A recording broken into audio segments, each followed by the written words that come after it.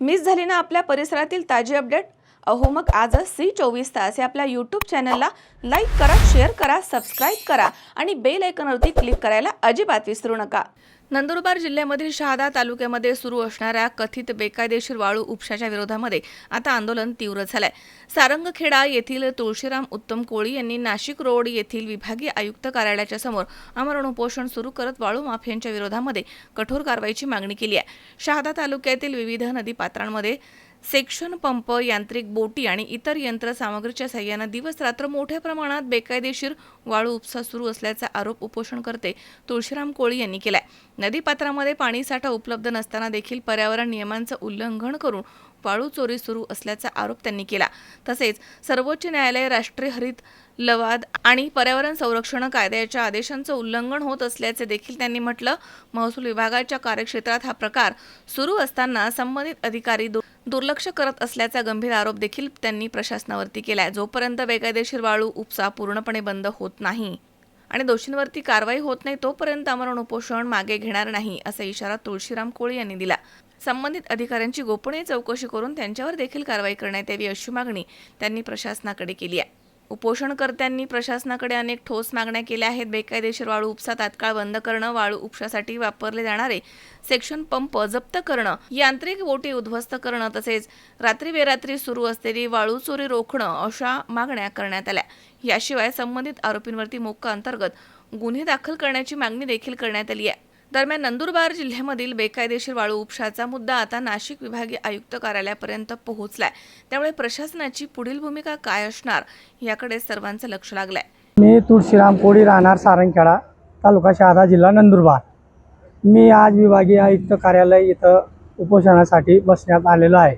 उपोषणाचे मुख्य कारण नंदुरबार जिल्ह्यातून शहादा तालुक्यात 4 वाळू ठेक्यांच्या जाहीर निविदा शासनाने काढलेली आहे, परंतु शासनाने जे अटी शर्ती नियम लागू केलेले आहेत ते न पाळता शासकीय अधिकारी आणि संबंधित ठेकेदार हे अवैधपणे वाळू उपसा रात्रंदिवस करीत आहेत। त्यात प्रमुख म्हणजे महाराष्ट्र आणि राष्ट्रीय लवादा, सुप्रीम कोर्ट असे अनेक कोर्टांनी आणि संस्थांनी जे निदर्शनात आणून दिलेलं आहे की सेक्शन पंप किंवा यांत्रिक बोट याचा वापर करण्यात येऊ नये, त्या गोष्टींच्याकडे दुर्लक्ष करून 4 गटांवर कमीत कमी 20 ते 25 यांत्रिक बोटी आणि सेक्शन पंपचा आणि पोकलेनचा वापर होते।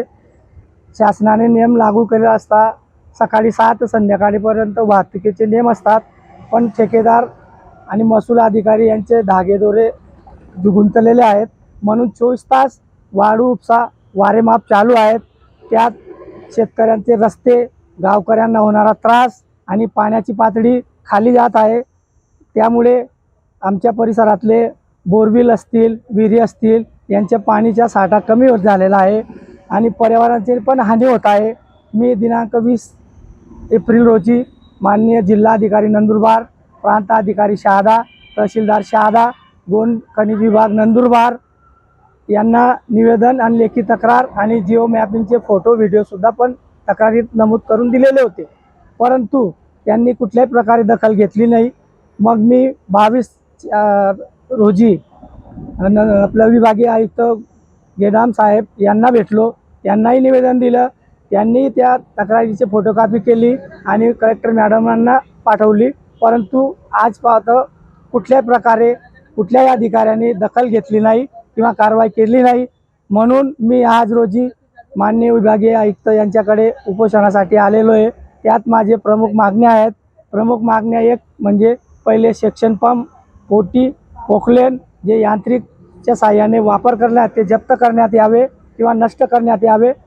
दुसरं जे रात्रीची वाळूची चोरी आहे ती बंद व्हावी आणि संबंधित जे ठेकेदार आहेत त्यांना काळ्या यादीत टाकण्यात यावं आणि महसूल अधिकारी जे आहेत तलाठीपासून तर वरिष्ठांपासून सर्वांचे विभागणी चौकशी करण्यात यावी आणि त्यांच्या विरुद्ध कारवाई करण्यात यावी, एवढी माझी प्रमुख मागणी आहे। मी जोपर्यंत मागण्या पुऱ्या होत नाही तोपर्यंत उपोषण करणार आहे। किरण आहेर, C24 तास, नाशिक।